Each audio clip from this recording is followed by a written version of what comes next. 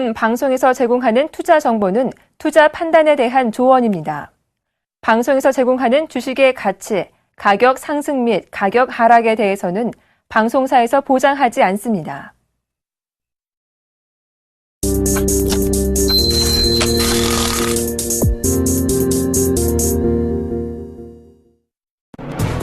안녕하십니까. 출발 제시와이드 2부의 최리나입니다. 코스피가 전일 반등을 아주 강하게 했죠. 의외로 이평선 밀집 구간을 갭으로 돌파시킨 뒤 고점에서 장을 마치는 그런 모습을 인상적으로 보여준 바 있습니다. 기관도 샀고 외국인들 다시 컴백한 결과였는데 1960선을 아주 오래간만에 종가상 보여줬던 날 기억하실 겁니다.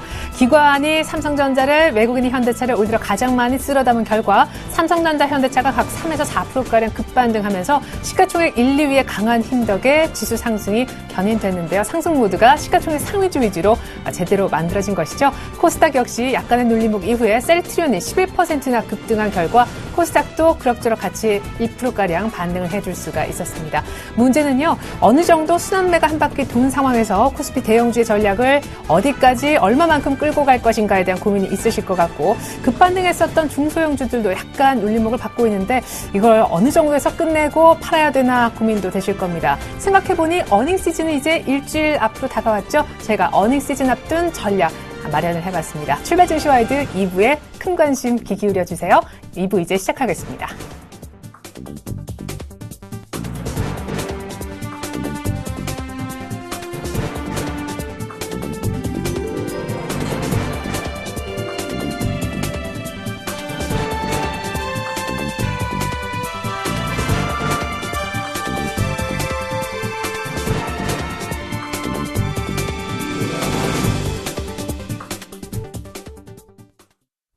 넘버원에게 듣는다 시간입니다. 목요일은 현대중과 류영석 투자전략팀장 연결해서 얘기 들어보고 있습니다. 팀장님 안녕하세요. 네, 안녕하십니까. 네, 환율 얘기부터 해봤으면 좋겠어요. 미국의 지표가 상당히 좋게 나오고 테이퍼링 관련해서 또 조기 금리 이슈까지 불거지면서 달러원이 결국 위쪽으로 방향을 잡아 1,080원까지 구경을 여러 번 하고 있는 찰나인데 다시 좀 꺾이고 있거든요. 향후 달러원의 향방은 어느 쪽으로 점치고 계십니까? 예, 일단 다시 한번 이제 달러의 방향성이 달러 가치 기준으로 보면 이제 절상, 즉 달러 강세 기조로 일단 방향성을 좀 가지고 있다 이렇게 볼 수 있습니다. 그 이유는 이제 테이퍼링 이슈에서 이제 기준금리 인상 시점 이슈로 연준의 포커스가 이동한 것이 직접적으로 달러 강세의 압력이 될 것 같은데요. 이를 좀 통해서 같이 볼 수 있는 지표는 역시 미국의 그 2년물 단기 국채 금리가 달러와 같은 방향성을 가지고 있느냐를 통해서 잠정적으로는 이제 달러 강세 압력의 정도를 좀 측정할 수 있을 것 같습니다. 이걸 측정하는 이유는 아무래도 달러 강세와 미국의 단기 국채 금리가 동반 상승하는 국면에서 신흥국에서의 환율 불안이 다시 나타날 가능성이 있기 때문에 이런 부분들은 전반적으로 이제 글로벌 투자가들의 신흥국 비중을 재차 축소하는 요인이 될 수 있어 그렇고요. 다만 이제 달러의 방향성과 관련해서 연준이 지적했던 것처럼 이제 경기에 대한 정도와 방향성인데요. 현재 나타나고 있는 미국 경기의 정도는 좀 더딘 회복이라는 측면이 굉장히 강하고요. 또 하나는 연준의 앨런 의장이 지적했던 이제 향후 6개월 후라는 것 역시도 시장의 컨센서스일 뿐이지 공식적인 연준의 의견이 아니라는 다른 연준 의원들의 이제 보강적인 발언이 있기 때문에 달러 강세가 나타나더라도 당분간 달러 강세 움직임은 좀 제한적인 속도가 되는 움직임이라는 컨센서스가 유지되지 않나 이렇게 보고 있습니다. 네, 당분간 달러 강세는 제한적일 거다. 신흥국으로 묶여서 사실상 분류된 우리도 조금은 걱정을 덜어볼 수도 있을 것 같습니다. 경기 둔화를 막기 위해서 중국 정부가 조만간 부양책을 낼 거다 하는 분위기에 중국도 살아나고 우리 증시도 조금 살아난 측면이 있죠. 문제는 언제 어느 시점에 어느 정도 강도로 부양책을 내놓을 것인가라는 부분이 되겠는데 일각에서는 통화정책보다는 재정정책을 쓸 확률이 높다라는 구체적인 전망까지 내놓고 있더라고요. 어떻게 보고 계십니까? 중국의 시각은 이제 두 가지가 병존하는 그 시스템이라고 봐야 될 것 같은데요. 미세 조정이라는 걸 통해서 이제 GDP의 목표 7.5의 그 간극을 계속 유지하는 정책을 사용할 가능성이 있고요. 근본적으로는 이제 구조조정과 개혁을 계속하는 기본 정책 방향성은 계속 유지될 가능성이 높습니다.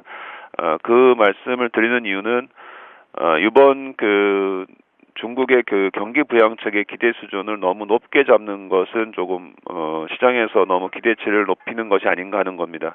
일단 7.5를 1분기에 하회할 가능성이 높기 때문에 좀 보다 구체적인 GDP 보완을 위한 성장 정책은 4월 달 중순 이후 GDP가 발표된 이후에 나올 가능성이 높은데요. 그럴 경우에는 아무래도 이제 SOC 투자라는 재정 쪽하고요. 만약에 GDP 정도가 예상보다 크게 나빠질 경우에는 지급 준비율을 소폭 인하하는 정도까지 믹스해서 정책을 활용할 가능성이 높다고 보고 있습니다. 그런데 사실은 어쩌면은 지금 SOC 투자 관련해서는 최근 중국의 불협화음들이 나오면서 미세적인 차원에서의 경기 부양책은 이미 시작되고 있다는 측면을 좀 고려할 수 있는데요. 천도 건설을 확대한다든가 SOC 투자겠죠. 그리고 1조 원 정도 위한 규모에서 이제 판자촌 철거해서 새로운 도시나 주택을 건설하는 건 역시도 SOC 투자이기 때문에요. 이미 SOC 투자는 이제 병행되고 있다고 봐야 되고요. 4월 중순 GDP 결과 위에 기대할 수 있는 거는 지급 준비율의 소폭 인하 정도인데요. 이런 걸 통해서 이제 부동산 시장의 급락 가능성을 좀 방지하는 효과를 가질 수 있다는 측면들이나 아니면 이제 환율 변동성에 대한 이런 요인들을 조금 제거할 수 있는 측면이 있다고 보는데요. 이것이 이제 본격적인 중국의 경기의 회복을 의미하지는 않을 가능성이 있기 때문에 좀 주의해서 봐야 될 필요가 있고요. 위안화 같은 경우는 6.2와 6.3 위안 정도가 경계선인데요. 만약에 6.3 위안 정도를 돌파하게 되면은 외환에 파생되는 상품의 손실이 좀 발생할 수 있기 때문에 이 부분은 중국 외환 정부가 좀 통제할 수 있는 영역이겠지만 아무래도 시장에서는 6.2와 6.3 위안 사이에서는 경계 심리가 있지 않을까 이렇게 좀 보고 있습니다. 네. 1분기 GDP 발표 보고 나서 중국 당국이 아마 GDP를 약간 보완하는 정도의 미세 부양책, 미니 부양책 정도를 내놓을 가능성이 있다. 통화정책과 재정정책 믹스가 모두 가능한 시나리오다 하셨습니다. 일본도 부양 카드를 조만간 꺼내들 수 있어 보입니다. 이제 4월 달에 소비세 인상 이후에 소비 침체가 불보듯 뻔한 상황이기 때문인데요. 그럼에도 불구하고 아베노믹스에 대한 의구심이 커진 상황에서 이 효과가 있을까요?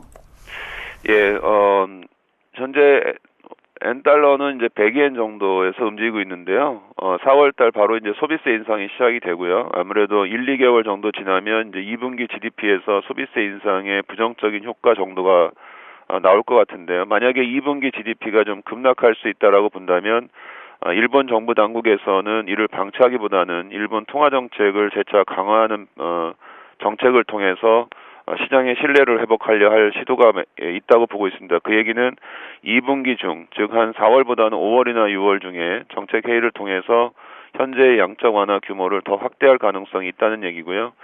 이 얘기는 잠정적으로 보면 달러 강세 압력 속에서 엔화가 재차 지금 102엔대에서 105엔 또는 110엔 하여튼 105엔이라는 이전 고점을 좀 돌파하는 시도까지도 염두에 둘 수 있기 때문에 이런 부분들은 국내 증시에서 2분기에도 여전히 경계 요인이 될 가능성이 있습니다. 다만 이제 이전에 여러 번의 학습 효과가 있었다는 측면이고요. 앞서 지적하신 대로 아베노믹스가 과연 이런 정책을 통해서 계속 효과를 발휘할 수 있는지, 또 한편으로는 이번에 2분기에 있는 엔화의 통제 정책이 마지막이 아닐까 하는 그런 학습 효과들이 오히려 있다고 본다면 오히려 증시에는 일시적인 변동성이 있겠지만 점차 내성 강화와 함께 영향은 중립적 또는 제한적 수준에 그칠 가능성도 있다 이렇게 보고 있습니다. 네. 이제 우리 증시 얘기해보죠. 미국 지표들도 상당히 부진했었다가 이제 점점 한파에서 벗어나는 모습, 그리고 중국도 아까 짚어주신 대로 경기 부양책에 대한 기대감까지 나오고 있습니다. 대외 불안이 조금 완화되면서 시장이 꽤나 올라왔는데 그 중심에는 어닝 시즌에 상당히 불리할 수 있다라고 전망을 많이 받아온 대형주, 낙폭과대 경기 민감주가 서 있습니다. 투자 전략 세우기가 참 고민이 되는 그런 시점인데요. 어닝 시즌 주의해야 될 점과 더불어 투자 전략 들어보겠습니다. 예, 대변수들이 좀 완화되면 증시가 반등할 수 있는데요. 이렇게 보더라도 대략 한 1980선 내외가 아닐까 이렇게 보고 있습니다. 어제의 반등 역시도 어떤 변화가 크게 나타난 측면보다는 외국인 선물과 관련돼 있는 대형주들의 상승, 또 일부는 약간 순환매성 흐름도 이제 포함이 됐다고 보고요. 대외 흐름들은 앞서 말씀드린 대로 4월에도 좀 경계할 부분들과 주의할 부분들이 있고, 특히 4월 실적 시즌을 앞두고 실적 변수가 빨리 부상할 가능성도 높다고 보여지는데요. 실적 하향세는 아직도 지속되고 있기 때문에 아무래도 실적의 부담을 4월에 극복해 가기는 여러 가지 이제 고충이 따를 것으로 보여집니다. 물론 이제 다 반영됐다는 일부 충견도 있지만 대외 여건을 감안했을 때 볼 때는 아직까지는 경계 심리가 상대적으로 우위에 있다고 측면을 고려해야 될 것 같고요. 이익 성장세가 좋은 업종 종목으로 보면은 이제 현대 글로비스라든가 한국전력, 하이닉스 정도가 대형주 내에서 눈에 들어온다고 볼 수 있습니다. 오히려 시장의 관심은 이제 중소형주 트레이딩의 지속 여부인데요. 만약에 코스피가 1980 정도에서 좀 제한이 된다면 선도정을 받고 있는 중소형주들이 재차 상승할 가능성이 높다고 보고 있습니다. 다만 이제 중소형주 트레이딩 관점이 고성장주, 고밸류에이션에 대한 종목에서 오히려 안정 성장이 가능한 중소형주와 저밸류에이션 종목으로 또 이동할 가능성이 있으면 염두에 될 것으로 생각하고 있습니다. 예, 그럼 최근에 나스닥에서 페이스북 같은 종목들이 급락하는 것에 대해서는 어떻게 보고 계신 겁니까? 앞으로도 더 분위기가 안 좋아질까요? 그게 이제 국내에서도 고성장 산업, 그러니까 이제 미국에서 최근에 주류를 이루고 있는 여러 가지 이제 사물 인터넷이라든가 아니면 이제 SNS 아니면, 의료, 이런, 의료 산업 이런 쪽에서 나타났는데요. 연준이 얘기했던 금리 인상에 대한 논란 자체가 바로 이제 고밸류에이션에 대한 부담으로 나왔다고 볼 수 있겠고요. 국내 증시의 증시 패턴 역시도 약간 미국 시장의 고성장 고밸류에이션 패턴과 좀 닮아있던 측면이 있기 때문에 아무래도 이쪽에서는 차익 매물이 좀 나오는 측면이라고 봅니다. 다만 역으로 판단한다면은 중형주 중심의 안전 성장주와 이제 저밸류에이션 종목들, 특히 이제 배당이라는 관점들이 더 중요시될 수 있다는 측면에서 보면은 고성장 고밸류에이션 팩터의 스타일 전략에서 안정 성장과 저중가 밸류에이션 정도의 수준에서 배당 성장이 가능한 쪽에 대한 종목으로 이동할 가능성이 있기 때문에요. 시장에서는 이쪽에 대한 판단이냐 저쪽에 대한 판단은 두 간에 있어서의 밸류에이션 조정과 주가 수준의 조정 이런 것들을 통해서 순환할 수 있다 이렇게 좀 판단을 하고 있습니다. 네, 그래요. 일단 내가 가진 종목이 지금까지는 수익이 좋았는데 고성장 고밸류 종목이라면 약간의 흔들림 정도는 감안을 하시면서 투자하셔야 될 것 같습니다. 대형주가 바짝 좋긴 했는데 코스피의 반등 목표치가 1980 정도가 아닐까 얘기도 나왔다라는 거 다시 한번 짚어드립니다. 지금까지 현대증권 류영석 팀장님의 의견 들어봤습니다. 팀장님 감사합니다. 네, 감사합니다.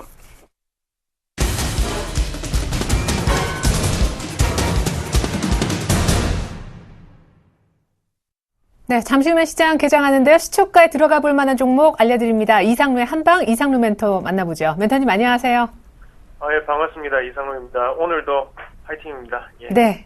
그래요. SM의 손실을 만회할 만한 종목으로 동국 SNC를 어제 이 시간에 추천해 주셨는데 약간 아쉽게 끝났습니다. 하지만 월요일 날 이 시간 시초가 공략주로 추천해 주셨던 오스템 자동차 부품주가 목표가를 오버 달성하는 모습을 보여줬거든요. 한 종목은 조금 웃을 수 있었고 한 종목은 조금 슬프네요. AS 먼저 들어볼까요?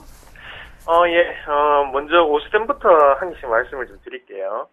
오스템, 어제 목표가를 좀 달성을 하는 모습이었고, 최근 들어서 자동차 업종의 분위기가 상당히 좋습니다. 그리고, 그 중에서도 자동차 부품 업종을 좀 더 보실 필요가 있을 것 같아요. 그래서 그런 부품 쪽이 이런 추가적인 상승 기조가 좀 더 나타나지 않겠느냐라는 관점으로 우리가 시장을 좀 더 해석할 필요가 있을 것 같고요. 그런 관점에서 본다면 1차적인 차익 실현을 했지만 추가적인 상승 기조에 대해서 우리가 좀 더 기업의 가치, 밸류에이션을 보고 투자를 하는 것도 상당히 좋은 패턴이 아닌가. 그만큼 지금 자동차 업종은 시세를 어느 정도 분출할 수 있는 그런 과정에 놓여 있다. 그렇게까지 말씀을 좀 드리도록 하겠습니다. 그래서 수익 축하드리고요. 자, 문제는 동국 SNC죠. 동국 SNC 한번 같이 보도록 하겠습니다. 자, 동국 SNC를 어제 말씀을 드렸는데, 어제 같은 경우에 제가 말씀을 드렸던 이유가, 여러분 일목균형표를 보시면 기준선 매매라고 있습니다. 그래서 26일선을 기준으로 기준선 매매를 하는 건데, 위에 있으면, 그만큼 어느 정도 가격적인 부분에서 지지를 받을 확률이 높다라고 해석을 할 수 있겠고요. 하단에 있으면, 그만큼 저항 구간에 놓여있다. 그렇게 해석을 많이 한다는 거죠. 그래서 어제 기준선 매매를 어제 보고, 말씀을 드렸던 종목군이었는데 시초가부터 올랐어요. 시초가부터 오르면서 다시 한 번 더 이렇게 빠지는 모습이 연출이 되었습니다. 만약에 이상적인 패턴은 하단에서 지지를 받으면서 같이 올라가는 패턴이었는데요. 일단 차익 매물이 조금은 분출됐다라는 과정을 우리가 조금 보셔야 될 것 같고, 하지만 손절선까지는 아직 4,400원까지 조금 여유가 있죠. 그래서 오늘의 반등을 한 번 더 기대를 해보겠습니다. 그래서 구름 속에 갇히는 형국이 아니고, 현재는 어느 정도는 상단에 분포가 되어 있기 때문에요. 그런 관점에서 본다면 추가적인 상승 기조가 좀 더 나타나지 않을까, 반등이 나올 수밖에 없는 차트다. 그렇게 말씀을 좀 드리도록 하겠습니다. 그래서 동고익센시 오늘까지 흐름을 한 번 더 지켜보도록 하겠습니다. 그리고 오늘 제가 말씀을 드릴 종목은 고민을 상당히 많이 했습니다. 현대공업을 말씀을 드릴 건데요. 현대공업 맞습니다. 제가 저번 주에 말씀을 드렸던 종목군이기도 하고요. 자, 그리고 어제 6%대 급등을 조금 보였었고, 오늘 다시 한 번 더 공략을 한번 해보겠습니다. 제가 고민을 정말 많이 했던 게 IT를 할 것인지 아니면 자동차 업종을 해야 되는가라는 고민을 정말 많이 했거든요. 거기에서 제가 자동차 업종을 조금 선택을 했던 이유는 시장의 전체적인 분위기 자체가 자동차 업종에 조금 쏠려 있다는 거죠. 그만큼 밸류에이션적인 부분으로 봤을 때는 뭐 IT라든지 아니면 자동차 둘 다 저평가가 되어 있습니다. 하지만 중요한 부분은 지금 기대감이라는 부분이 발생할 수 있는 곳은 바로 이 자동차 업종이라는 거죠.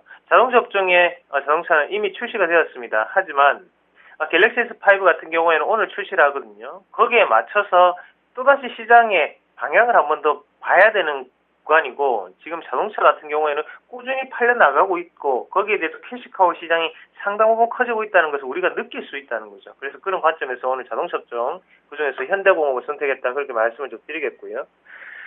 현대공업을 선택했던 이유는 그만큼 저평가가 되어 있는 거겠죠. 그만큼 매력적인 부분을 한번 말씀을 드렸었고, 자, 계산기 적정 주가 계산기를 두들겨 봤을 때 1년 동안의 PER, 지금 1년의 PER은 7.6배로 상당히 저평가가 되어 있습니다. 현대공업의 실적입니다. 단기 순이익이 107억 정도가 나오고 있는 상태고요. 그런 관점에서 봤을 때 우리가 만원까지는 아니더라도 보수적인 관점으로 8.8배로 해석을 하더라도 주가 자체는 이 신고가 패턴을 좀 더 띄어야지 정상이 아닌가, 그렇게 말씀을 좀 드리도록 할게요. 그리고 실적을 한 번 더 살펴보실 건데요. 지금 현대공업 같은 경우에는 보시다시피 자, 영업이익과 당기순이익적인 부분 자체가 상당 부분 증가를 했고, 매출액 또한 상당 부분 증가를 했습니다. 그러면서 매출액보다는 당기순이익이 더욱더 크게 늘고 영업이익이 더욱더 많이 늘었다는 것은 기업에 대해서 마진이 많이 남는 구조고 변화가 되고 있구나라는 부분을 우리가 한 번 더 파악을 하셔야 된다는 거죠. 그리고 첫 번째 그림 한번 보면서 말씀을 드린다면, 자, 이미 우리가 한 번씩 봤던 그림이죠. 그만큼 피트패드라는 암레스트 이런 부분 자체가 다시 한 번 더 이슈화가 될 수 있겠고요. 그리고 두 번째 그림 한번 같이 보도록 하겠습니다. 두 번째 그림이 상당히 중요합니다. 두 번째 그림 한번 보시면요. 2013년, 2014년의 현대차, 기아차, 현대차의 신차 발표에 대한 스케줄인데요. 중형차급 이상입니다. 맞죠? 중형차급 이상에 몰려있다는 거죠. 그만큼 중형차급 이상의 모델이 나올 때마다 우리는 어떤 부분을 봅니까? 옵션이 엄청 구체화되고 있구나. 그리고 거기에 대해서 상당히 고급화적으로 나오고 있구나라는 생각을 많이 한다는 거죠. 실질적으로 마케팅 전략으로도 현대차에서 그렇게 사용을 하고 있습니다. 고급화가 뛰어난 현대차입니다. 같은 중형차라도 내부적인 부분이 훨씬 뛰어난 게 바로 현대차입니다. 이런 식으로 홍보를 하고 있다는 거죠. 그러면 이런 고급화 수혜주 같은 경우에는 추가적인 상승이 훨씬 더 빠르게 나타날 수 있다는 것을 우리가 한 번 더 인식을 하셔야 될 것 같고요. 그런 관점에서 봤을 때 제가 이렇게 강조를 해드려도 지나치지 않는 종목이 바로 이 현대공업이 아닌가, 그렇게 말씀을 좀 드리도록 할게요. 자, 차트 한번 보시면요. 1차적인 상승 패턴을 그리고 난 다음에 한 번에 눌림목을 줬습니다. 그리고 다시 한 번 더 크게 뚫는 모습이 나타났었고, 앞서 있던 거래량을 흡수하는 패턴이다, 그렇게 보시는 게 좋을 것 같아요. 오늘 갭 상승이 유력하고요. 거기에 대해서 시초가 매매를 조금 하시고, 자, 1차적인 목표가는 여전히 시가 대비 플러스 3%입니다. 그리고 손절선 같은 경우에는요, 하단에 7,900원 선을 우리가 손절선, 8,000원이죠. 8,000원 선을 손절선으로 대응을 하시면 무리 없이 우리가 투자에 도움이 되리라 믿어 의심치 않습니다. 일주일 전쯤 추천해 주셨던 자동차 부품주 현대공업을 오늘 재공략해보자라고 시초가 공략주로 제시를 또 받아봤습니다. 목표가는 오늘 시초가 대비 수익 한 3% 정도 내는 것이지만요. 그래도 신고가 10,000원 정도까지 갈 만큼 지금 저평가되어 있는 매력적인 종목이다라는 분석 들을 수 있었습니다. 이상로 멘토님 감사합니다. 예, 고맙습니다.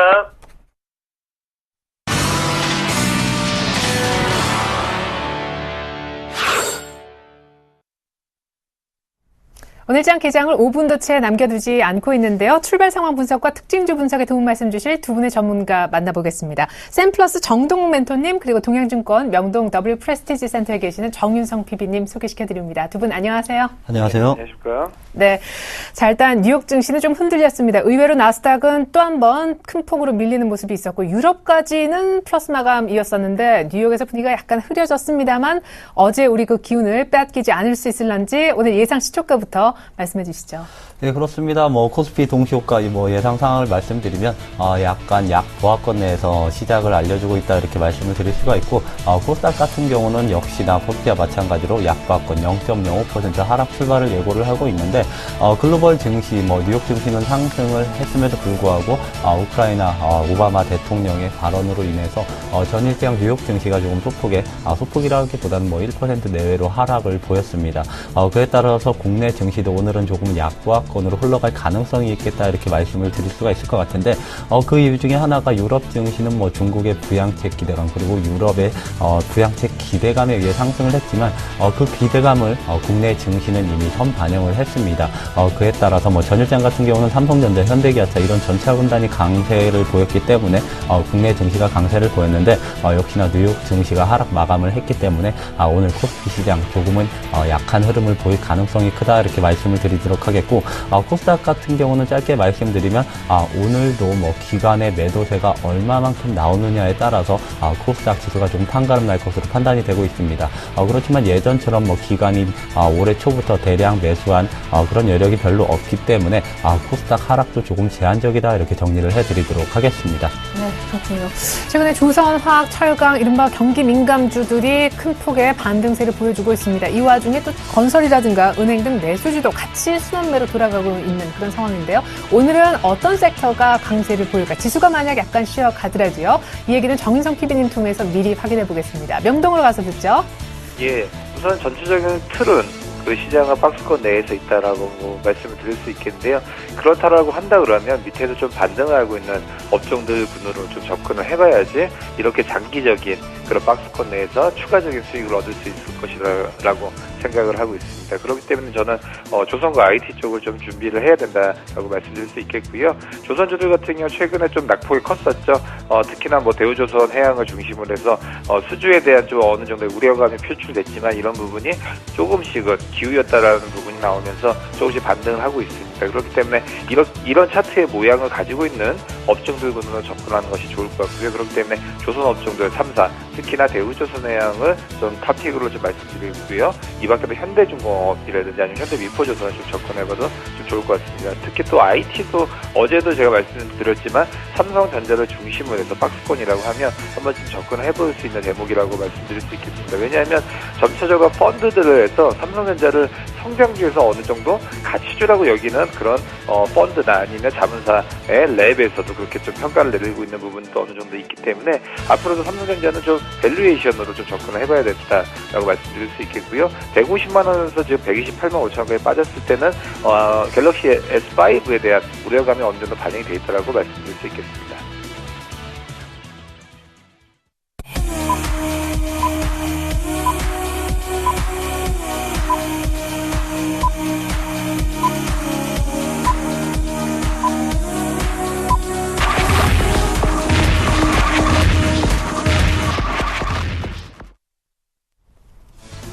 네, 3월 27일 목요일 우리장 개장을 했습니다. 뉴욕 증시는 괜찮게 출발하다가 오바마 대통령의 우크라이나 관련 불안감을 키우는 발언이 나오면서 하락세로 끝나고 말았습니다. 나스닥은 또 한 번 페이스북 주가가 7%가량 급락하면서 역시 3대 지수 가운데 가장 많이 밀렸었는데요. 우리장도 어제까지는 선전했었는데 어제 조금 급하고 세게 올라온 감도 없지 않아 있기 때문에 오늘 약간 눌려도 누가 뭘 할 사람 아무도 없을 것 같습니다. 하지만 어떤 종목이 여기에서도 살아남을까 그것이 궁금하시겠죠? 일단 출발 상황부터 짚어보겠습니다.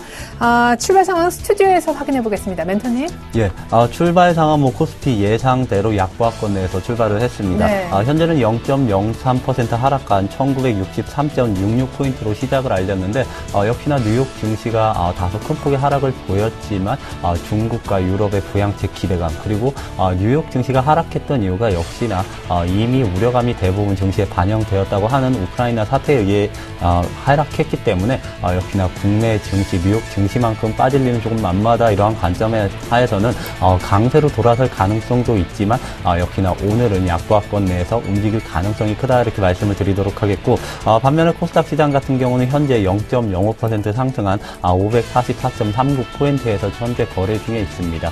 역시나 기관권에서 장중에 큰 매물을 내놓지 않는다면 코스닥 역시 오늘 상승으로 전환할 가능성이 굉장히 크다 이러한 관점 하에서는 오늘 장은 이미 일주일 거래일 정도 올랐던 대형주보다는 코스닥 장세가 조금 강세를 보일 가능성이 크다 이러한 관점에서는 중소형 개별주 오늘 트레이딩이 좀 가능한 그런 날이 아니겠느냐 이렇게 말씀을 드리도록 하겠고 선물 시장 같은 경우는 보합권 내에서 움직여주고 있습니다. 현재 선물 시장은 256.50포인트, 256.45포인트 이렇게 보합권 내에서 움직여주고 있는데 전일장의 선물 시장에서 외국인이 한 8천 계약 이상 대규모 순매수를 해주면서 국내 코스피 지수 상승을 견인을 했는데 역시나 오늘장은 선물 시장도 외국인의 대량 매수를 기대하기는 조금 무리가 있지 않겠느냐 이렇게 말씀을 드리도록 하겠고 마지막으로 환율 시장 같은 경우는 오늘은 소폭 강세로 출발을 했습니다. 현재는 0.04% 상승한 1,075원 30전에 거래 중에 있는데 지금 대외 외생 변수에 의해서 원달러 환율이 강세로 돌아설 것이다 이런 전망들이 나오고 있는데 어느 정도는 제한적이다 저는 이렇게 말씀을 드리고 싶습니다.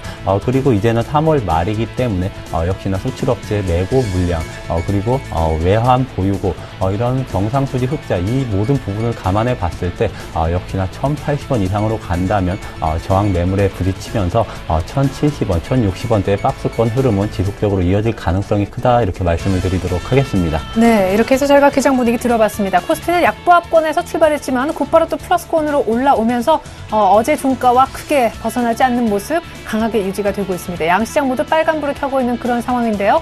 한 시장 분위기는 잠시 후에 자세하게 전해드리겠고요. 시가총액 상위주 모습 차례로 살펴보겠습니다.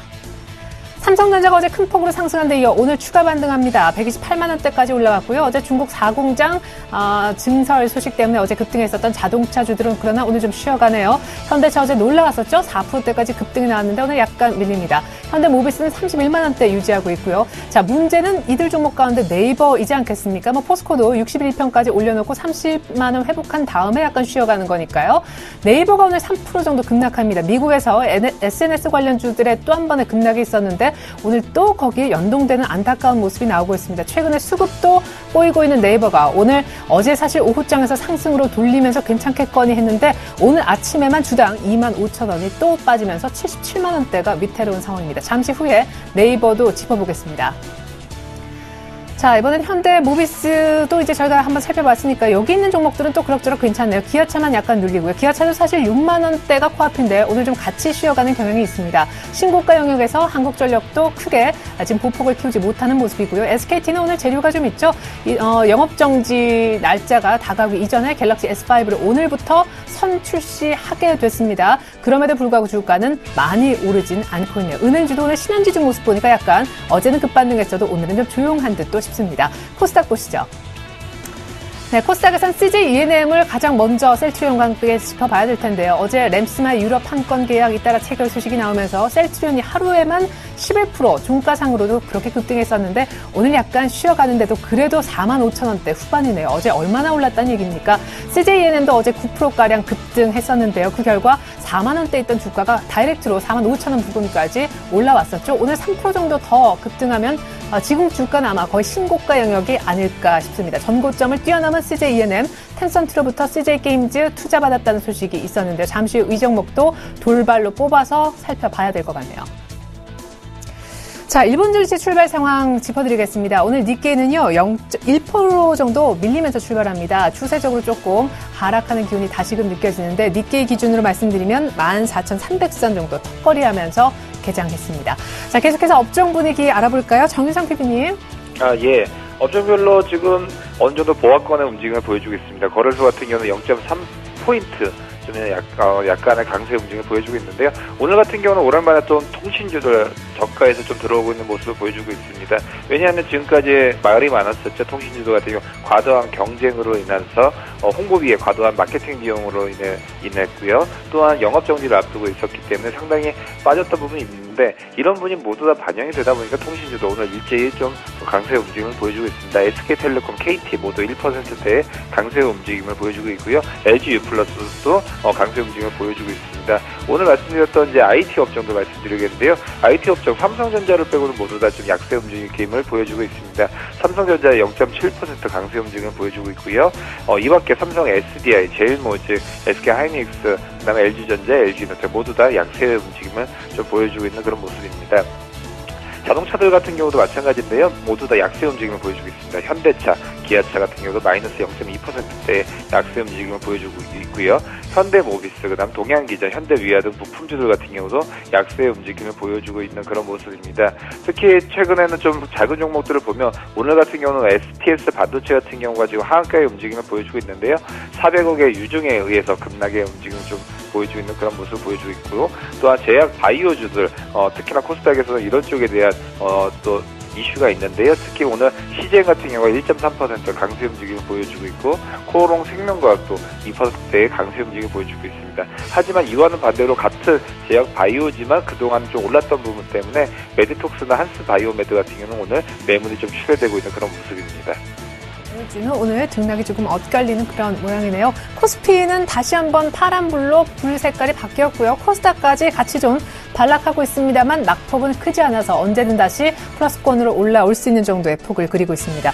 이어서 시장의 수급 얘기 들어봐야 될 텐데 어제 외국인도 컴백, 기관도 꽤나 많이 샀고 코스닥에서도 기관의 매도세가 좀 진정되는 모습이 보여졌었죠. 외국인들의 이제 선물을 강력하게 살 가능성은 좀 낮다 하셨는데 수급 상황 어떻습니까? 현재 코스피 시장 외국인 같은 경우는 210억 원 정도 순매수를 보여주고 있는데 네. 오늘은 장 초반부터 기관권에서 조금 매도세를 보이고 있다 이렇게 말씀을 드릴 수가 있을 것 같습니다. 현재 코스피 시장 기관권에서 한 132억 원 정도 순매도를 보여주고 있는데 사실상 최근에 대형주 장세, 대형주 랠리는 기관권에서 주도했다 이렇게 말씀을 드릴 수가 있기 때문에 역시나 오늘 코스피 시장에서 기관권에서 매도폭을 확대한다면 코스피 시장 다소 이제 약세로 마감할 가능성이 크다 이렇게 말씀을 드리도록 하겠고 코스닥 시장 같은 경우는 역시나 기관권의 매물이 오늘 노출되고 있는 상태입니다. 현재 코스닥 시장에서 외국인 같은 경우는 지금 영원 그러니까 순매수, 순매도도 아니다 이렇게 말씀드릴 수가 있고 역시나 기관권에서 오늘도 장 초반부터 한 36억 원 정도 순매도를 보여주고 있는데 최근에 코스닥 시장 기관권의 매도가 굉장히 무섭다 이러한 말들이 나오고 있습니다. 그에 따라서 전년도 5월달 같은 그런 사태가 발생되는 것이 아니냐 이런 우려감들이 나오고 있는데 저는 조금 우려감이 조금 짙다 이렇게 말씀을 드리고 싶습니다. 그 중에 하나가 전년도 5월까지 기관권에서 코스닥 시장에서 1조 원이 넘는 금액을 순매수를 했습니다. 그리고 5월 이후에 이제 1조 원이 넘는 금액을 순매도하면서 역시나 코스닥 대세 하락을 알렸던 게 기관인데 올해 장 초반부터 코스닥 시장에서 기관권에서 2천억이 조금 넘는 금액을 매수를 했는데 전일장까지 1,000억 원이 넘는 매도가 나왔기 때문에 전년도 같은 기관과 외국인의 엑소더스다 이러한 말들이 조금씩 피어나오고 있는데 그럴 가능성은 조금 희박하다 이렇게 정리해드리면서 오늘 내일장까지 기관권에 대량 매도가 나온다면 역시나 중소형 개별주 단기 낙폭 과대로 인해서 저가 매수가 조금 가능한 시기가 아닌가 이렇게 말씀을 드리도록 하겠고 현재 선물 시장에서는 외국인이 한 170계약 정도 순매수를 보여주고 있습니다. 오늘은 보합권에서 뚜렷한 액션을 취하지 않을 것으로 이렇게 전망이 되고 있기 때문에 역시나 선물 시장과 연동한 코스피 시장 뚜렷하게 상승 하락은 제한적이다 이렇게 정리를 해드리도록 하겠습니다. 네, 오늘 코스피는 방향성을 아직 못 잡았다. 양시장 그렇게 분석하는 것이 오히려 더 맞을 듯합니다. 지금 다시 플러스권인데 말이죠. 달러원 개장 분위기 저희가 아주 잠깐 전에만 들었는데 좀 더 구체적으로 자세한 얘기 확인해 보겠습니다. 오늘 외환시장 분위기는요. 유진투자 선물로 가서 소병화 연구원께 들어보겠습니다. 소연구원님 안녕하세요. 네, 안녕하세요. 네, 어제는 수출업체 내고 물량 월말의 특징이죠. 밀려서 1,070원대 중반 정도 찍었었는데 오바마 대통령의 약간 우크라이나 사태를 다시 한번 자극하는 발언이 있었습니다만은 오늘 좀 조용하게 개장하는 것 같더라고요. 네, 금일 환율은 우크라이나 우려로 인한 뉴욕 증시 하락 영향으로 40전 상승한 1,070원 40전에 시작하였습니다. 지난밤 미국 증시가 지표 호조에도 불구하고 우크라이나 사태에 대한 오바마의 연설에서 러시아에 대한 제재 가능성을 언급하면서 뉴욕 증시가 하락하였습니다.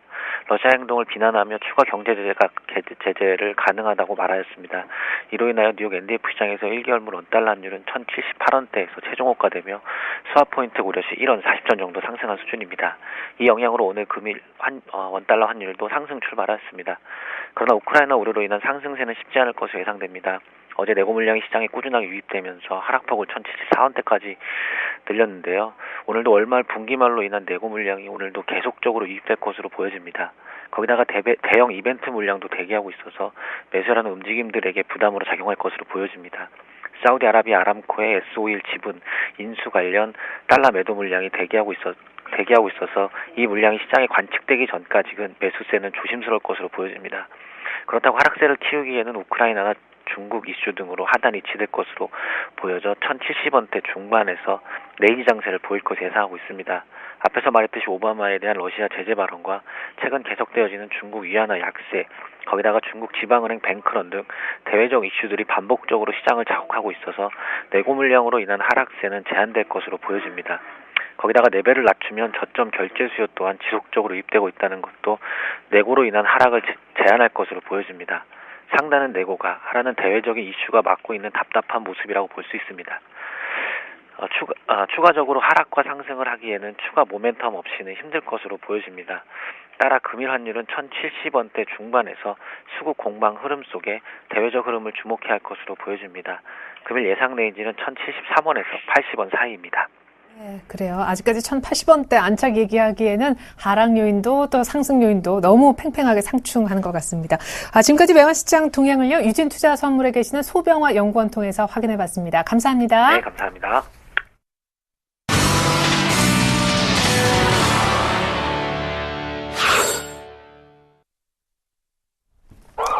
네, 오늘 돌발 종목 미리 약속드린 두세 종목이 있죠. 그 종목들 위주로 살펴보겠습니다. 첫 번째는 네이버인데요. 페이스북이 또 한 번 휘청했다라는 소식 일부를 통해서도 전해드렸습니다. 간밤에만 또 한 번 7%대 급락하면서 나스닥의 약세를 이끌은 장본인이 됐었는데 오늘 네이버도 시작하자마자 급락했었고 지금 약간 밑꼬리를 다는 듯했지만 그마저도 쉽지 않은 듯합니다. 이대로 네이버가 무너지는 건지 100만 원 얘기가 얼마 전까지만 해도 목표가로 나왔었는데 말이죠.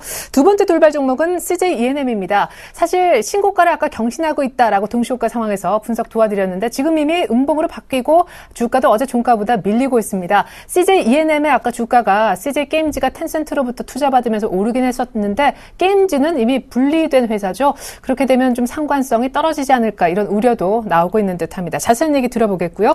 전일 11%나 급등한 셀트리온, 이 이슈를 많이 뿌리고 있는 셀트리온이 어제 왜 급등했었고 오늘은 좀 조용하지만 향후에 어디까지 올라올 수 있는가에 대한 궁금증도 있으실 것 같습니다. 셀트리온 마지막 돌발 종목으로 분석 들어보겠습니다. 정윤성 PB님.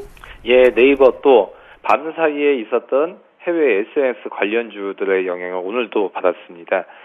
페이스북 같은 경우는 가상현실기기 제조업체인 오큘리스를 23억 원대로 인수를 했다고 밝혔는데요. 이 부분이 인수가 너무 지나치게 높다는 그런 시장의 우려감으로 인해서 6.9% 급락을 했었죠. 트위터도 7.2% 급락을 했었고요. 그다음 사진 및 동영상 공유 소셜 네트워크 서비스인 인스타그램 같은 경우도 2억 명을 돌파했다고 밝혔습니다. 이렇듯 시장은 계속적으로 커가고 있는데 SNS 관련주들이 급락했었을 때 언제일까요? 과거로 봤었을 때는 그때 항상 매수 타이밍이었다라고 말씀드릴 수 있겠습니다. 그렇기 때문에 네이버도 한번 좀 아직도 ING인 그런 시장이다라고 말씀드릴 수 있겠지만 이렇게 높게 고공행진할 때보다는 차라리 이렇게 밀렸을 때 저가에서 분할 매수도 접근해볼 타이밍이다라고 말씀드릴 수 있겠고요. 하지만 지금 가격대가 76만 8천 원인데요. 지금 아무래도 61세에 걸쳐져 있는 한 76만 원대 초반대까지 한번 기다려 보거나 아니면 오늘부터 해서 사는 거를 한 3-4번에 걸쳐서 분할로 매매하기는 좋은 그런 타이밍이다라고 말씀드릴 수 있겠습니다. 두 번째 말씀드릴 종목은 CJ ENM인데요. CJ ENM 오늘 좀 지금 장 시작한 지 15분밖에 안 됐지만 상당히 초반에 좋았다가 지금 다시 음봉을 그리고 있습니다. 장 초반에는 거의 뭐 6%대 가까이 좀 올랐었는데요. 지금은 마이너스 0.23%입니다. 어떤 일이 있었을까요? 우선 장 시작하자마자는 상당히 기분 좋게 출발을 했죠. 텐센트로부터 5,300억 원의 투자 유치가 성공했다라는 소식이 들려왔었습니다. 중국 텐센트 같은 경우는 국내 게임업계 사상 최대 규모인 5,300억 원의 규모를 CJ ENM의 넷마블과 기존의 CJ 게임즈의 통합법인의 유상증자를 참여한다는 부분이 나왔습니다. 하지만 지금 같았을 때는 갑자기 급락으로 바뀌었죠. 이러한 부분 같은 경우는 이런 뉴스보다도 지금 우선은 앞으로 CJ ENM의 게임 분리에 따라서 수익성이 악화되는 것이 아니냐라는 우려감이 더 큰 것으로 좀 발표가 되고 있습니다. 그렇기 때문에 CJ ENM은 예전에도 그 게임 부분을 분리를 하겠다라고 해서 급락이 한번 있었죠. 거의 빠졌던 부분이 26,500원대입니다. 하지만 지금 이런 부분이 거의 43,000원대까지 회복을 했기 때문에 오늘 같은 경우에 우려감은 좀 장기간으로 될 수도 있다라고 말씀드릴 수 있겠고요. 그렇기 때문에 오늘 빠졌다고 해서 접근하기에는 조금 시기상조다라고 말씀드릴 수 있겠습니다. 그렇기 때문에 CJ ENM을 접근할 경우에는 61선 정도가 어느 정도 올라와 있어서 이런 이평선과 맞닿아 있는 부분까지 기다려도 충분히 기다릴 수 있는 종목이다. 라고 생각을 하고요. 그렇기 때문에 한 37,000원대를 좀 매수가로 공략을 하시길 바라겠습니다.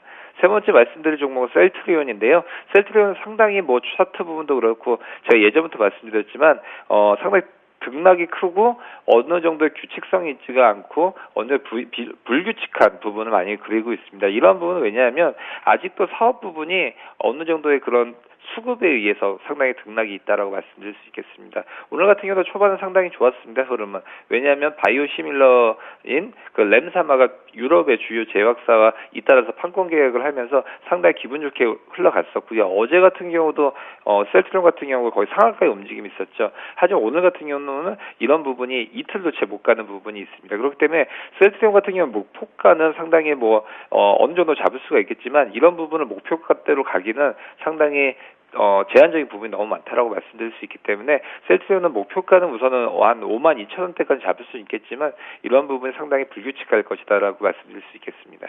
네.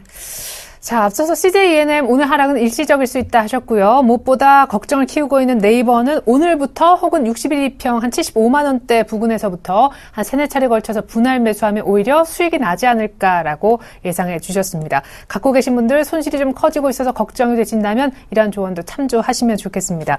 어제 삼성전자와 함께 화제를 뿌렸던 현대차 외국인들 매수가 아주 집중적으로 기아차와 더불어 몰리는 모습이었는데 중국 4공장 증설 기대감이 있었거든요. 오늘 약간 쉬어갑니다만 자동차주에 대한 얘기를 오래간만에 한번 해봐야 될 것 같습니다.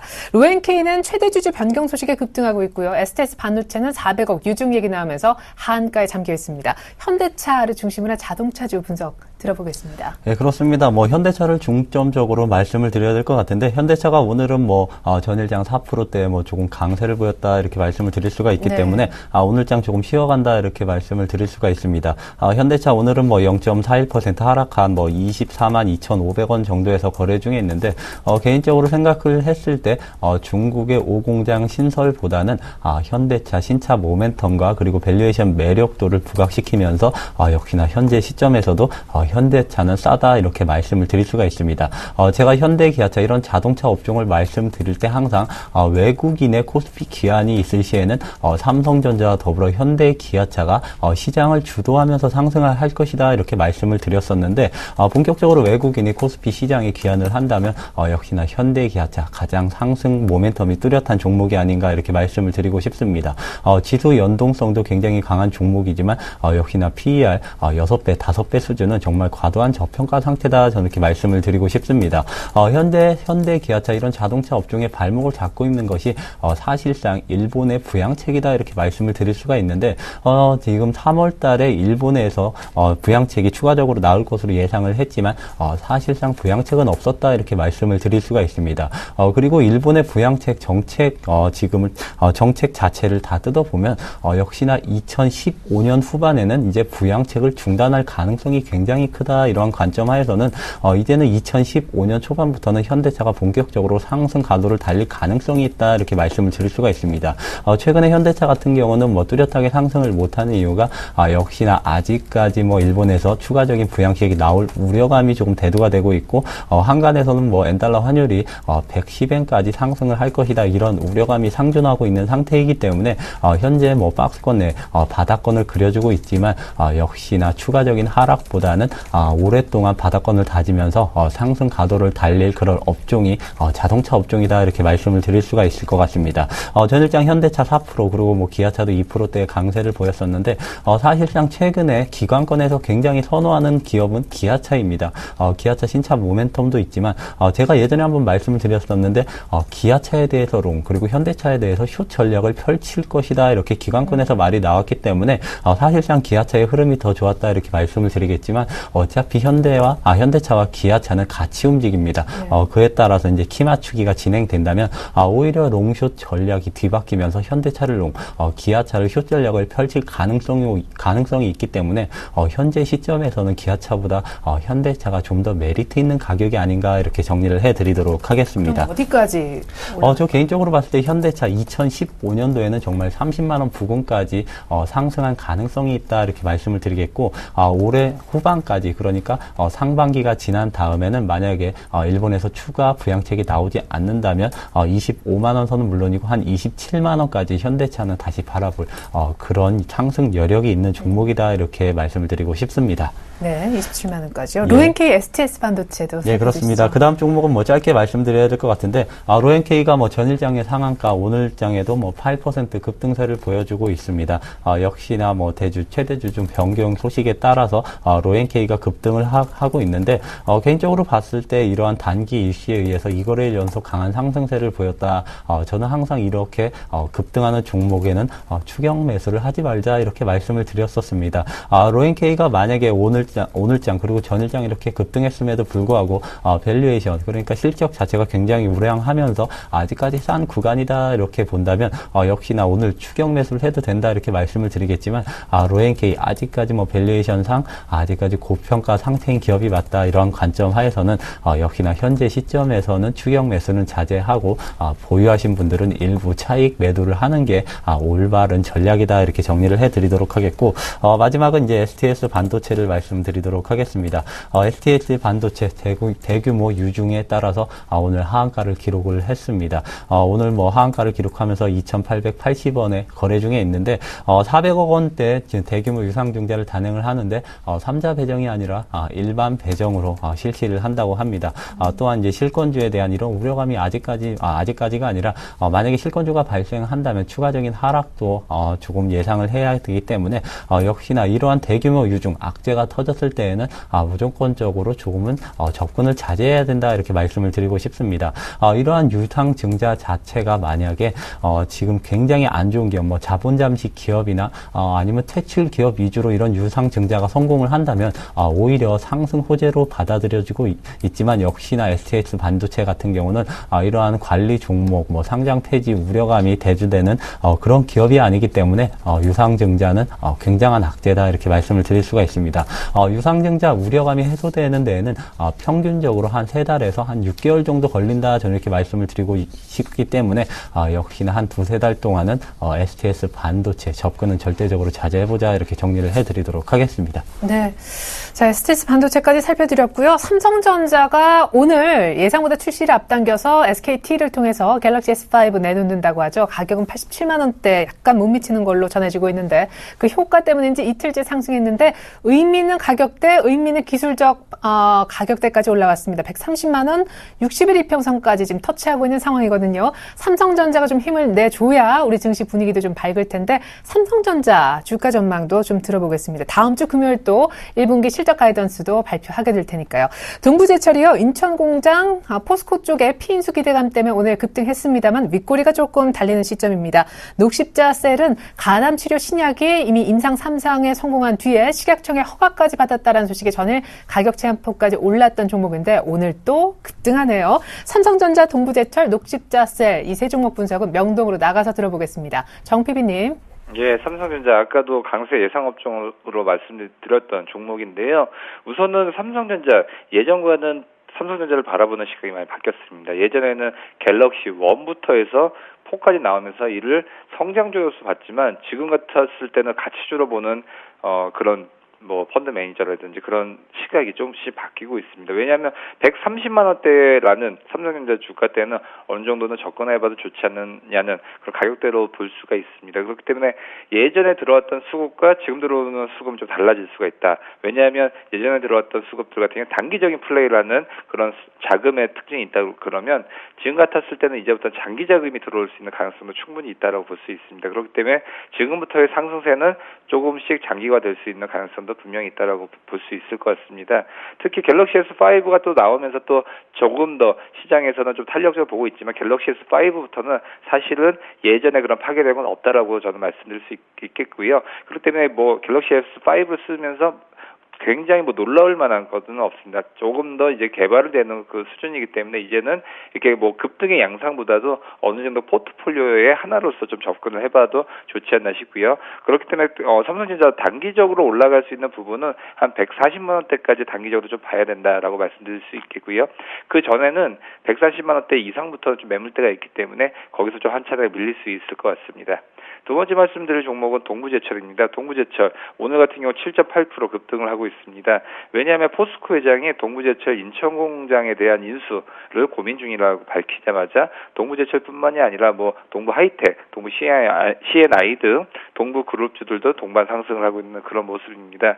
우선은 산업은행이 동부그룹의 이제 주 채권 은행인데요. 이쪽에서 이제 그 포스코에다가 공장 인수에 대한 제안을 이제 받은 것으로 알려지고 있고요. 하지만 포스코의 입장은 아직은 좀 조심스럽다라고 말씀드릴 수 있겠습니다. 그렇기 때문에 오늘 같은 경우 8% 올랐던 부분은 모두 다 이런 뉴스는 다 반영이 돼 있기 때문에 사실은 동부제철에 대한 수익성이 개선되지 않는 이상은 이런 상세는 단기적인 뉴스일 뿐이다라고 볼 수 있을 것 같고요. 그렇기 때문에 우선은 접근해 볼 수 있는 가격대는 36,550원보다도 한 34,020원 선에서 뭐 21선과 61선의 그 크로스 지점을 저는 매수 공략 지점 볼 수가 있고요. 하지만 아직까지 이 업황이 좋지 않기 때문에 굳이 조건을 말씀드릴 수는 없을 것 같습니다. 세 번째 말씀드릴 종목은요, 녹십자 셀입니다. 녹십자 셀 같은 경우 어제도 상승세가 굉장히 좋았죠. 어제도 거의 뭐 상한가로 마무리가 됐었는데요. 이러한 상승 분위기를 오늘 8.5% 이런 부분을 유지를 하고 있습니다. 녹십자 셀 같은 경우는 어제도 뉴스가 나왔지만 성인 남자들 중에서 사망 원인으로서 가장 높은 부분이 간암 쪽이죠. 그렇기 때문에 간암 쪽에 대한 치료는 항상 시장에서 니즈가 있다라고 볼 수 있고요. 이러한 부분에서 녹십자 셀 같은 경우는 신약 인상 3상을 지금 시험에 성공을 했고요. 그렇기 때문에 앞으로도 이런 부분을 5년간 서울대병원이나 서울 아산병원, 서울 삼성병원 등 230명의 간암 환자를 대상으로 인상 3상 실험을 진행했었고요. 지금 이런 부분이 마무리가 되면서 어느 정도 시장에서 계속적으로 나올 수 있는 부분이 분명히 있다라고 볼 수 있을 것 같습니다. 특히나 녹십자의 인수가 되기 때문에 녹십자와 녹십자 셀의 이런 시너지 효과도 좀 그려볼 수 있을 것 같고요. 그렇기 때문에 오늘 턴의 부분은 단기적으로 낙폭이 굉장히 컸었죠. 85,000원에서 24,000원대까지 떨어졌지만 이런 부분에서 분위기 반전 부분은 분명히 있다라고 볼 수 있습니다. 그렇기 때문에 오늘 같았을 때는 좀 급등락 부분이 있었기 때문에 뭐 급하게 따라붙기보다도 어느 정도 한 22,000원대에서 이평선이 올라오는 부분에서 한번 매수 공략 지점으로 보시기 바라겠습니다. 네, 녹십자 셀 매수 관심 있으신 분들은 22,000원권까지 한번 기다려보시면 좋을 듯합니다. 오늘 아이마켓 코리아 아모레퍼시픽은 상승 추세를 계속 이어가면서 신고가를 그려내고 있고요. 대우인터도 이달 들어서 한 고점 대비 10%가량 밀렸던 종목인데 역시 올해 전체적으로 봤을 때 미얀마 가스전에 대한 성장 모멘텀 살아있다 분석이 나오면서 약간 저가의 매수세가 붙고 있는 상황입니다. 세 종목 빠르게 간략하게 한번 보죠. 예, 그렇습니다. 아이마켓 코리아부터 말씀을 드려야 될 것 같습니다. 안정적인 B2B 사업을 영위를 하고 있는데 오늘장 2% 정도 상승세를 보여주고 있는 것 역시나 성장 기대감 어디서 성장하느냐 중국에 진출하면서 중국 성장 기대감이 맞물리면서 오늘도 상승세를 보여주고 있지만 최근에 상승폭을 지속적으로 키워왔다 이렇게 말씀을 드릴 수가 있습니다. 국내 시장에서 중국 모멘텀이 끼면 PER 자체가 고밸류로 바뀝니다. 고퍼로 바뀌는데 현재 아이마켓 코리아 올해 예상되는 이익 대비해서 현재 시점도 PER PER 20배 정도 부근이다 이런 관점 하에서는 추가적인 상승은 조금 제한적이지 않을까 저는 이렇게 판단을 하고 있습니다. 올해 예상되는 실적 자체도 역시나 전년 대비 이익 부근에서 50% 이상 성장하는 그런 실적을 제시했는데 만약에 이런 실적 가이던스를 달성하지 못한다면 아이마켓 코리아 역시나 하락이 예고돼 있기 때문에 역시나 현재 시점에서는 PER 20배까지 상승한 시점에서는 절대적으로 조금 조심을 해야 된다 이렇게 말씀을 드리도록 하겠고 그 다음은 대우 인터내셔널 좀 말씀을 드려야 될 것 같습니다. 대우 인터내셔널 오늘은 미얀마 가스정 그리고 저가 매수가 유입되면서 오늘 3%대의 강세를 보여주고 있는데 이러한 대우 인터내셔널 같은 경우는 아직까지 상승하기에는 저 개인적으로 시기상조가 아닌가 저는 이렇게 판단을 하고 있습니다. 그렇지만 대외 변수로 인해서 이러한 유틸리티 관련된 업종들이 상승하기에는 조금 좋은 분위기가 형성이 되고 있다 이렇게 말씀을 드릴 수가 있을 것 같은데 뉴욕 증시에서 이제 하이테크주에 대한 이제 차익 매물이 나오고 오히려 기간 산업 이런 유틸리티주에 대한 매수가 이어지고 있기 때문에 그러한 전반적인 시장 상황은 대우 인터내셔널에도 좋은 쪽으로 흘러가고 있지만 아직까지는 대우 인터내셔널보다는 화학이나 철강 이러한 기초 소재 쪽으로 조금 집중하는 시기가 맞지 않나 이렇게 말씀드리면서 대우 인터내셔널 역시 단기의 급등을 바라지는 말고 그렇다고 제가 하락을 예고하는 것은 아닙니다.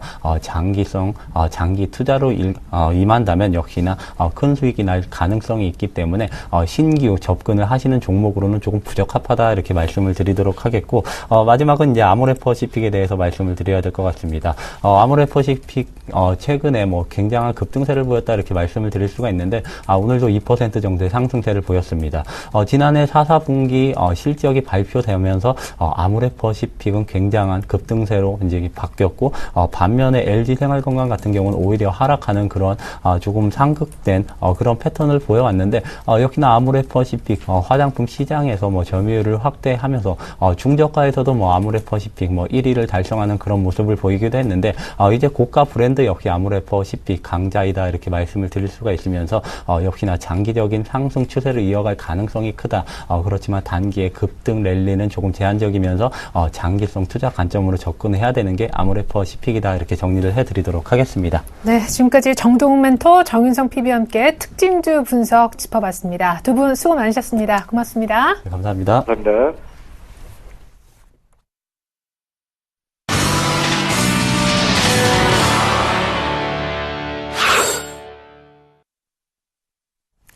네, 코스피는 1966선이고요. 코스닥은 43선 정도입니다. 그냥 부합권 정도에 머물고 있는데 투자 전략 알아보겠습니다. 화면 함께 보시죠.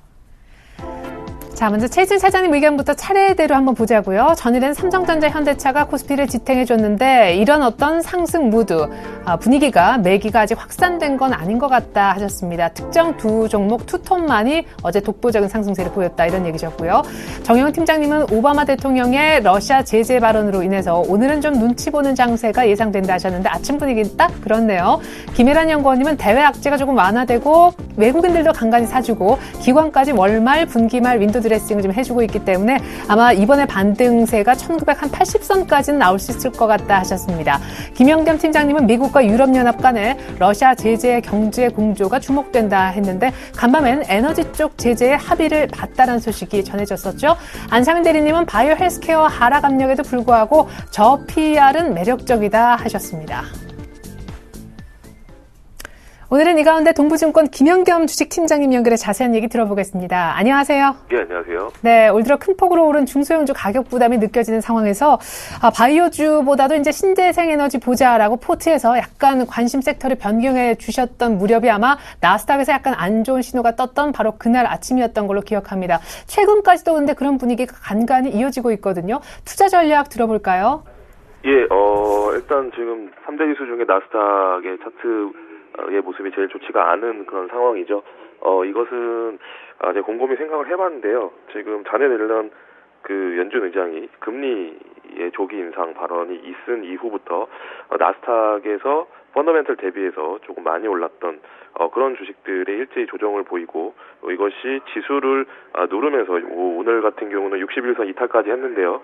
보시면 페이스북이라든지 테슬라 섹터에서는 바이오 헬스케어 섹터, 그다음에 최근에 이제 애플보다 이제 안드로이드가 전 세계 시장에서 점차 점유율을 늘리면서 최근에 굉장히 좋았던 구글 역시 60일선을 전부 이탈하는 그런 모습을 보였습니다.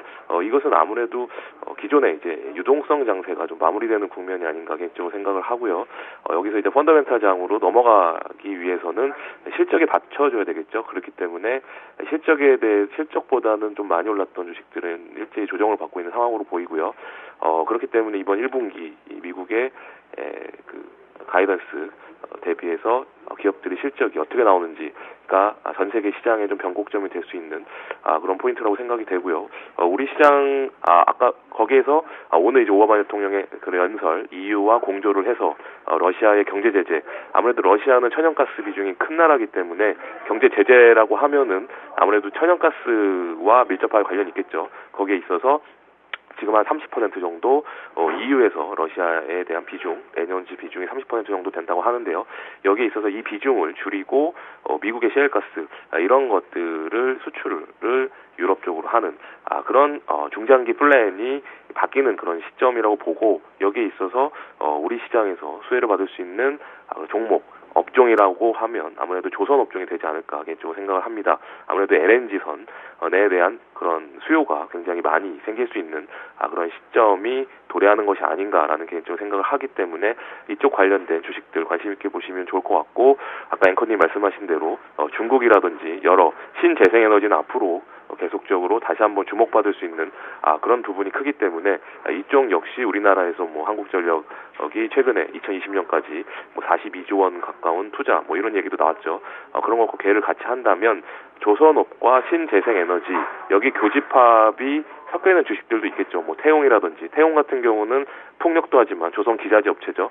이런 쪽으로 투자 포인트 찾아보시면 좀 좋지 않을까 생각을 하고요. 큰 틀에서는 일단 미국 시장의 변곡점이 단기적인 좀 유동성 장세의 마무리 국면이라고 하면 우리 시장 역시 여기에서 벗어날 수 없다고 생각을 하고요.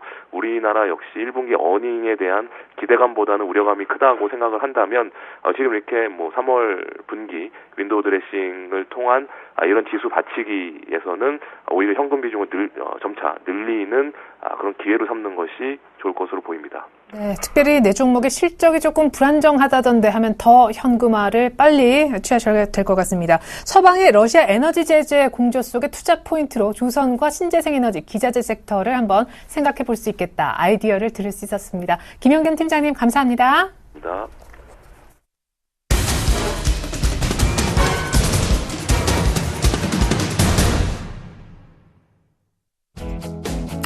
안녕하십니까. 예병군 멘토입니다. 제가 이 역전의 명수, 이제 매일 아침 여러분들께 찾아오고 있는데요. 가끔 이런 생각을 합니다.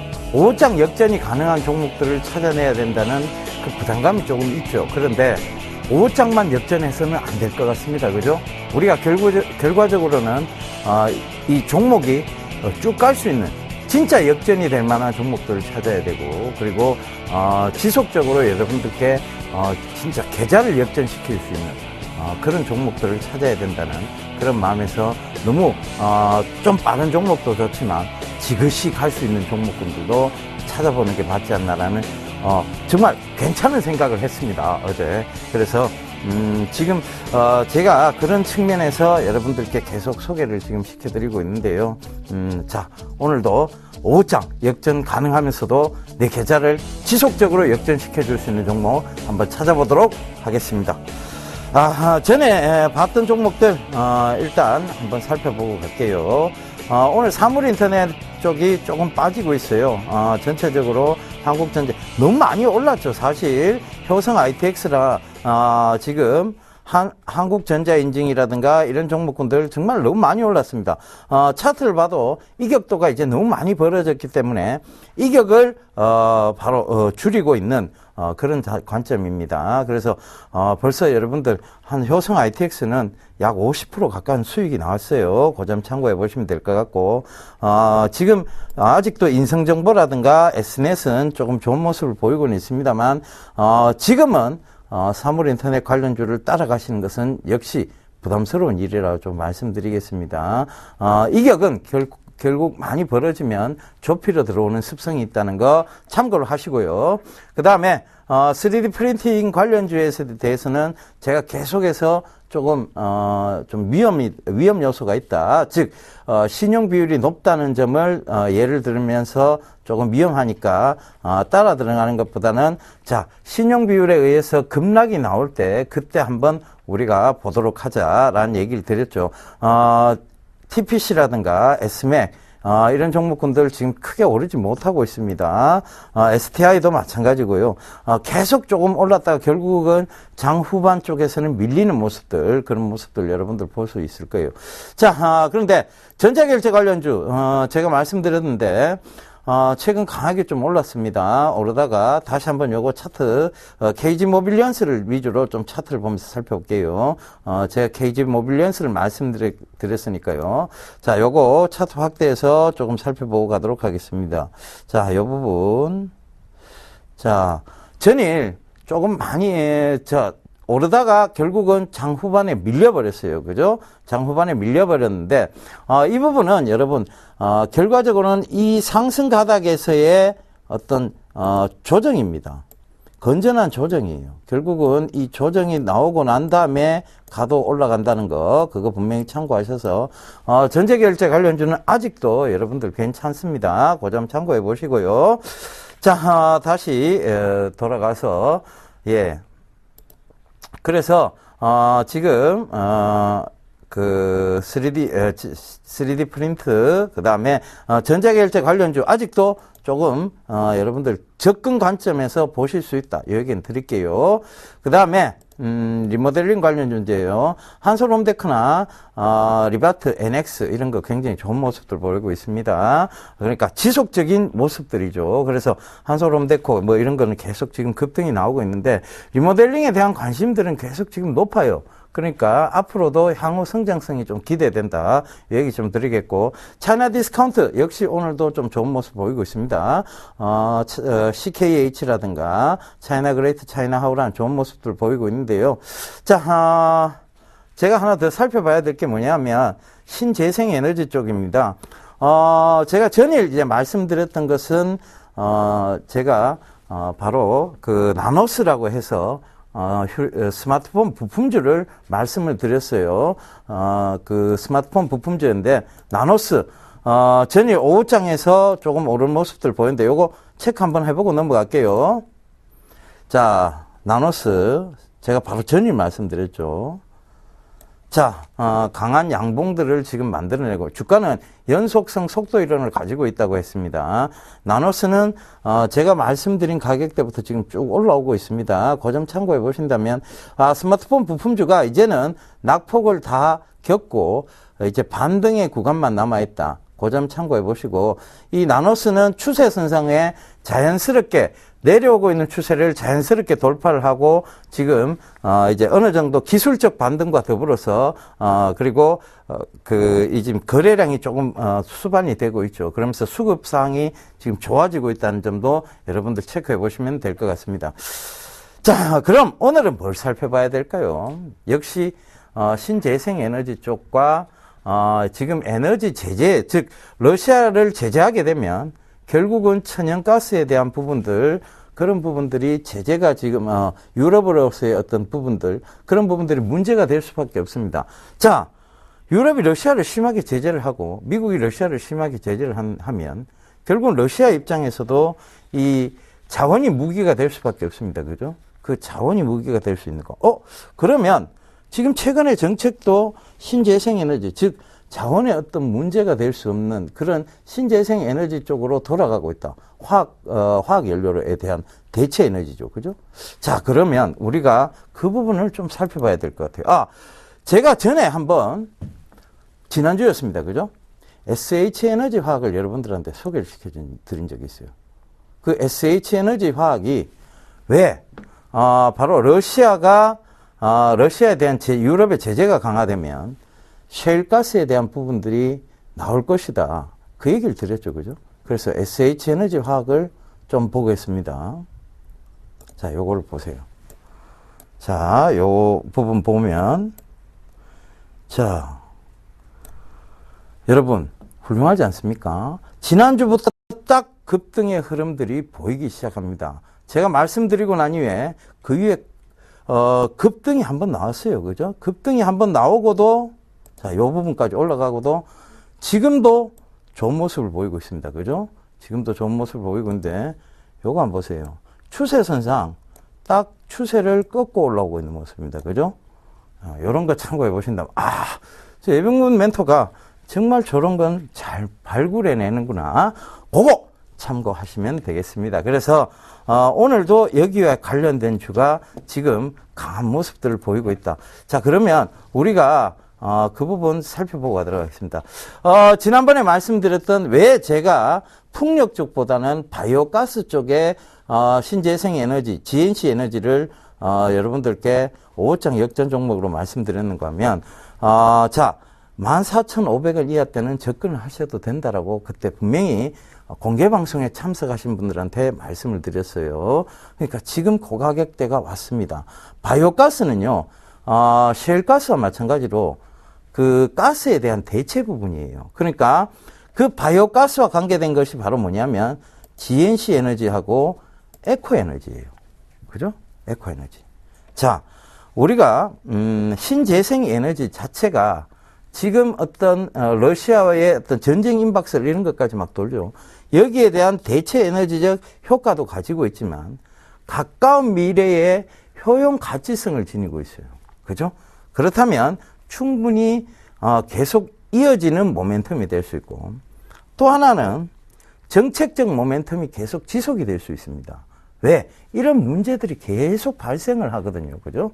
에너지에 대한 부분에 대한 문제들이 계속 발생을 하면 에너지는 여러분 의외로 큽니다. 이거에 대한 우려가 커지면 세상은 이쪽으로 주목을 할 수밖에 없어요. 그 점 꼭 참고해 보시면 되겠습니다. 그래서 SH에너지화학, 전에 말씀드린 SH에너지화학도 굉장히 좋은 모습을 보이고 있지만 에코에너지도 지금 굉장히 좋은 모습. 이것도 바이오에너지 쪽입니다. 그래서 오늘의 토픽주를 자, GNC 에너지일까요? 에코에너지일까요? SH에너지화학일까요? 예, 바로 에코에너지입니다. 바이오가스 관련이거든요. 그죠?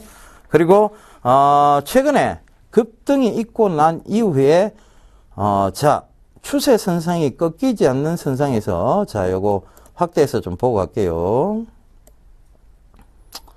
자, 급등이 있고 났어요. 그죠? 제가 늘 강의 시간에 설명을 드립니다만 급등 이후에 얘가 둔각이 만들어질 때 박스권의 형태를 나타낸다고 말씀드렸습니다. 근데 이 박스권을 잘 살펴보면 이쪽이 지금 박스권 하단이에요. 그리고 이쪽이 박스권 상단이라고 볼 수 있습니다. 그죠? 그러면 지금 2,400원대와 박스권 하단인 1,920원대. 자, 지금은 박스권 하단 쪽에 가깝죠. 그러니까 지금 구간대는 굉장히 안전한 구간대라고 보시면 되겠습니다. 예각 다음에 둔각이 만들어지기 전에 흔히들 여러분들 어떤 얘기를 많이 하는 거면 쌍봉이 만들어지면 그때부터 빠질 수 있다라고 얘기를 해요. 그죠? 쌍봉이죠. 어떻게 보면. 근데 이 쌍봉이 나서도 지지를 정확히 받고 올라오는 종목들은 빠지는 종목들이 아닙니다. 그리고 그렇게 차트만 보고 돈을 벌 수 있으면 얼마나 좋겠습니까? 그죠? 근데 그런 건 아니거든요. 분명한 것은 자, 모멘텀 충분하고 가까운 미래의 효용 가치성 지니고 있고 실적이 밸류에이션으로 이어질 가능성이 높다. 이것은 충분한 성장성에 대한 모멘텀이 됩니다. 그 점 참고해 보신다면 이 에코에너지 자, 어느 정도의 가격대가 적당한지를 제가 지금 선을 쭉쭉 그어드렸죠. 그죠? 그러니까 목표가도 어느 정도 자, 박스권 상단까지의 어떤 그런 모습들 보실 수 있겠습니다. 자, 그러면 명확하게 얘기해달라. 그럴 수는 없죠. 자, 명확한 얘기들, 즉 가격 전략에 대한 얘기들은 이 방송이 마치고 난 다음에 바로 www.sentv.co.kr로 접속하셔서 센티비죠. 거기 접속하셔서 지금 제가 무료 공개 방송을 오픈해 놨습니다. 그쪽으로 들어오시면 제가 여러분들과 소통의 공간을 갖도록 하겠습니다. 많은 얘기들 나눌 수 있었으면 좋겠습니다. 여러분 정말 돈이란 것은 소중합니다. 여러분들이 정말 노력해서 버신 돈이에요. 근데 그 노력해서 버신 돈을 정말 노력하는 전문가와 여러분 그 멘토들의 어떤 얘기를 들어주셨으면 좋겠습니다. 제가 바라는 건 딱 요건데요. 자, 오늘 여러분 오후장 역전하시고요. 성투하시길 바라겠습니다. 지금까지 예병군 멘토였습니다.